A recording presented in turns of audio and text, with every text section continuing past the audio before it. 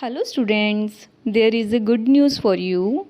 Now you can write the same matter at different speeds. Link of the same is given in the description box. Thank you.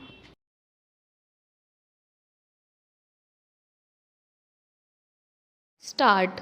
Being aggrieved by the order of sentence, both the complainant and the accused have come up with these appeals, wherein the grounds urged by the complainant are that the imputations made in the journal and in the article are of very serious in nature. Stop. The fact that all the imputations are false and concocted and proved beyond any doubt. Stop. The punishment meted out to the accused by the trial court is very meager and not commensurate with the gravity of the offence. Stop. Para. His deposition has brought out very clearly that the accused printed and published the defamatory article to defame and embarrass him when his cross examination was going on in another defamation case filed by him against the reporter, editor, printer, and publisher of another journal. The accused distributed the copies outside the court hall. Stop. Para. The accused in that case produced copy as evidence in their favor. Stop. In that case, the accused persons were convicted and the same was upheld by the City Civil and Sessions Court and by the Honorable High Court. Stop. This fact was brought out in the evidence tendered by him. Stop. Para. The complainant filed the complaint in the year 2002. Stop. The trial court pronounced the judgment convicting the accused in the year 2005. Stop. But the accused has successfully delayed the execution of the punishment for the subsequent 15 years by misleading the courts and has not examined a single witness or produced a single document to substantiate the defamatory imputations made against him in the impugned article. Stop. Para.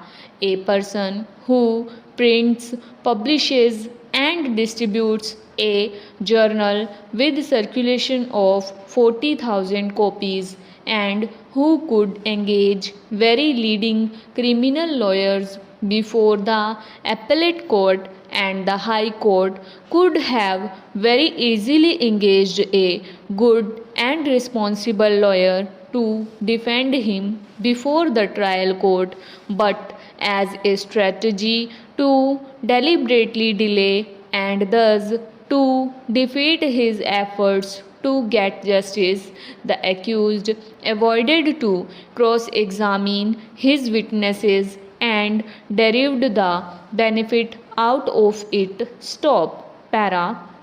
In the process, the accused has caused enormous hardship, suffering, mental agony, and financial loss over a very long period lasting nearly 17 years. Stop. The conduct of accused therefore is highly deplorable and he has made a mockery of the judicial system. Stop. Hence, the punishment imposed on the accused deserves to be enhanced to the maximum. Stop. Para. While sentencing the accused, the trial court has grossly erred in not taking into consideration the above facts and hence prayed to call for the records and to pass proper and just sentence on the accused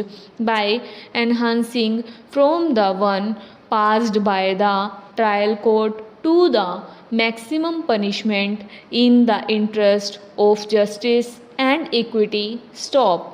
Para.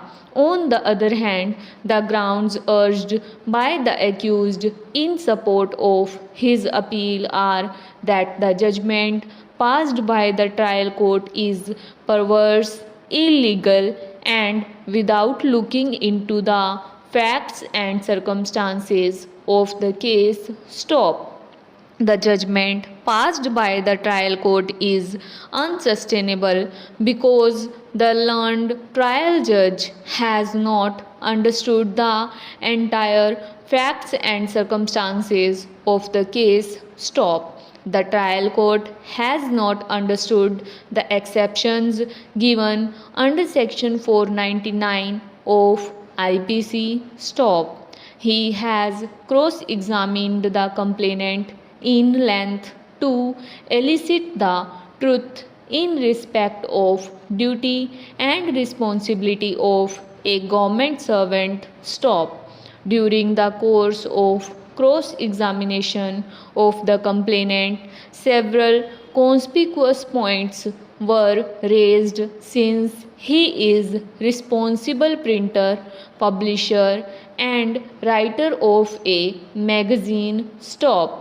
He, being a writer of magazine, should have made some investigative report. Stop.